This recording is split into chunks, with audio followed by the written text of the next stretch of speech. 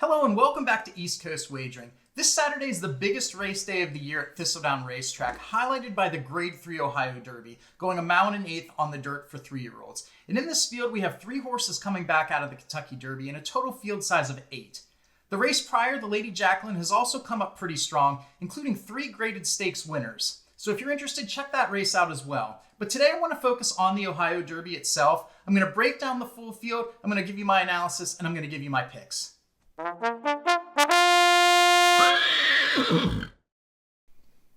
going to start with the 3 horses coming back out of the Kentucky Derby, including the morning line favorite Tawny Port and the second choice on the morning line Waydabari. In the Kentucky Derby, Tawny Port came from off the pace as he had in all of his previous efforts, ultimately finishing 7th in the field of 20, about 5 lengths behind the winner Rich Strike. Due to the quick pace, none of the early speed horses finished anywhere close to the eventual winner. This should have set the race up perfectly for Tawny Port based on his running style, but all he was able to really do throughout the stretch is pass tiring rivals, and he never really threatened. He does pick up a Rat Ortiz in the mount, and it does appear he's the main reason that Ortiz is making the trip to Thistledown. The pace could be on the quick side here as it was in the Derby, and this certainly isn't as strong of a field as he faced that day.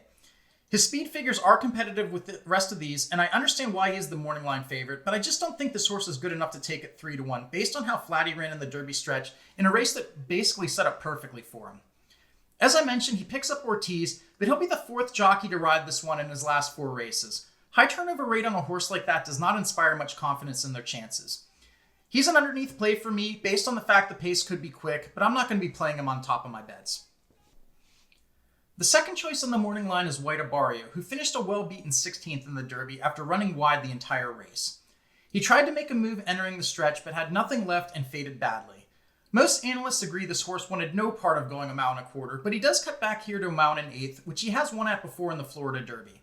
The distance limitations are still a concern, but possibly even more concerning is that he's 4-0 at Gulfstream Park and 0-2 outside of Gulfstream. Both of those losses did come at Churchill, and they were arguably some of the strongest fields that he's faced. This race is easily the weakest field he's faced since his optional claiming win last October. With the exception of the Derby, he's run some consistent speed figures, which are higher than many in this field. I like that he can sit a bit off the pace, or could be more forwardly placed if it isn't that quick of a pace. He has shown a tendency to run on the outside uncovered, which certainly didn't help him in the Derby, but this field is smaller and should stretch out a bit, allowing him to get a better position. Also note that he does add Lasix for this race. I think even if there is some distance limitations, Waydabari is the classiest horse in this group and is one of my top contenders. I'm going to give him the benefit of the doubt that he isn't a horse for the course and he can win outside of Gulfstream Park. I do think there's a strong possibility he could go off favored, but in the 3-1 to 72 range, he's still great value. And the third horse coming out of the Derby is Classic Causeway. In that race, he finished 11th, and even though he encountered one of the roughest trips of the 20, he wasn't finishing anywhere close to the winners, even with a clean trip. At the beginning of the year, he was considered among the top 3-year-olds, but he either has not progressed like his peers, or he prefers going shorter. None of the horses he beat in the Derby preps at Tampa have flattered him, and he has shown very little in his last 2. The cutback to a mile and an eighth should help a bit, but he faces other pace horses who likely will be quicker.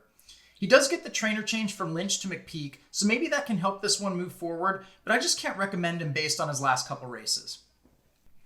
Next up is the D. Wayne Lucas trained Ethereal Road, who last out won in the Sir Barton Stakes on the Preakness undercard, and then was in consideration for the Belmont Stakes before developing a quarter crack. After that, he was withdrawn from consideration and he was redirected to this race, the Ohio Derby. In the Sir Barton Stakes, he came from well off the pace and swept past the field to easily win by over 4 lengths. The most impressive part of that race was there seemed to be a track bias that day, favoring more forwardly placed horses. The real question though is who did he beat that day? The 3 horses who finished 2nd to 4th have run back since that race with 5th, 4th, and 4th place efforts. Though this race does not look very strong, it is far tougher than what Ethereal Road ran against in the Sir Barton. Though he steps back up to graded stakes company, I really like the run he showed in that last race. I think this is a horse that is improving and the pace should set up for his liking. He has a legitimate chance here, and you likely want to include him in your bets, both vertical and multi-race. The number 1 horse Barris is 9-2 on the morning line, and he does step back up to graded stakes company after a very disappointing 3rd place of 5 horses in his last out effort, where he went off the 1-5 favorite. In that race, he broke poorly, which doesn't help in a 6.5 furlong race. Ultimately, he finished well behind the top 2, though. Though he tossed in that dud, I do like his effort 2 back where he ran 5th in the Wood Memorial. That race produced the winner of both the Preakness and Belmont Stakes and early voting in Mo Donegal. His effort there was good enough to earn him a best speed figure in this entire field. With the stretch back out to a route and his favorable running style given the projected pace, I think this horse has a big chance here. Like Waydabari, Barris adds Lasix for this race, and also like Waydabari, he's one of my top win contenders. The number 3 horse, Dropping G's, comes into this race off of only 2 weeks rest, wheeling back into the Ohio Derby off of a 4th place effort in the Grade 3 Matt Winn Stakes. In that race, he sat well behind the pace setters and rallied past fading horses in the stretch. It was only his 2nd career try on dirt, but he hasn't shown much of anything in either of those. The field he faces on Saturday is of similar talent level, if not a tad bit stronger. Additionally, his jockey for both career dirt tries, Rafael Bejarano, jumps off him to ride Ethereal Road. There's nothing in this horse's previous attempts to suggest that even if the race sets up perfectly for him, he stands any chance of beating a couple of these. I'm not going to have this horse on any of my tickets. The number 6 Pineapple Man both stretches out and moves up in class off of his last out effort in an $80,000 non-winners of one other than allowance race. In that race, he did sit right off the leader and made a move into the stretch, but ultimately couldn't hold off the favorite. He did finish a clear 2nd in front of the other 7 horses of that field, though. In this one, he appears to be the likely pace setter, unless Classic Causeway elects to try taking it to them early, like he has in some of his early career races. Out of the longer shots in this race, this one is the one I will play a bit. I like that he will be forwardly placed and that his jockey is one of only 2 in this race that runs at Thistledown. He will need to take a bit of a step forward with the stretch out to a mount in 8th, but if he does, he could hang around for a minor piece in this one.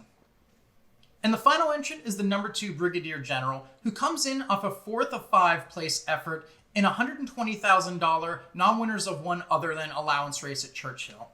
In that race, he pressed the pace setter and faded in the stretch. The pace wasn't fast, he just didn't appear good enough that day.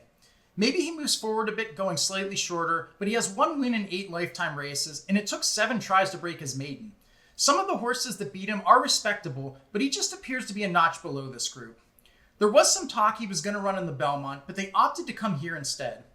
Even here, I think this horse is overmatched, and I'm not going to be including him on my tickets. So the way I see this is my top selection is the number 5 Waydabari, followed by the number 1 Barris. In my vertical bets, I'm going to concentrate on those 2 horses on top and use the 4 Ethereal Road, the 6 Pineapple Man, and the 7 Tawny Port underneath. The way I'm going to structure them is I'm going to do a $2 try with the 5 Waydabari singled for first, the 1 Barris singled for second, and then for third, I'm going to use the 4, 6, and 7. I'm going to also do a $1 try where I use both Barris and Waydabari for first and second, followed again by the 4, 6, and 7 for third. And then I'm going to do a little bit of a saver trifecta, using Ethereal Road and Waydabari over Barris, Ethereal Road, and Waydabari, and then use those 3 and include Pineapple Man and Tawny Port for third in that. Those 3 bets combined is a total of $30 for the race. In my multi-race wagers, I'm going to use the same 3 horses, the number 5 Waydabari, the number 1 Barris, and the number 4 Ethereal Road. So that's how I see the Grade 3 Ohio Derby shaping up this year. I don't think there's really a long shot that's going to win this thing, but I do think there's still value in the trifectas and superfectas if you can get a horse like the number 1 Barris to run in there, who I really do think has a big chance here. Hit the comments section and let me know if you agree with me. Is Waydabari the horse to beat, or is he a horse for the course in Gulfstream? And please remember to like and subscribe. I'm still trying to grow my channel, and I appreciate everyone that has to date. And if you like my content, hit that subscribe button. My name's Jeremy Pielmeyer, and this is East Coast Wagering. Thanks again for watching my video, and I'll see you again soon.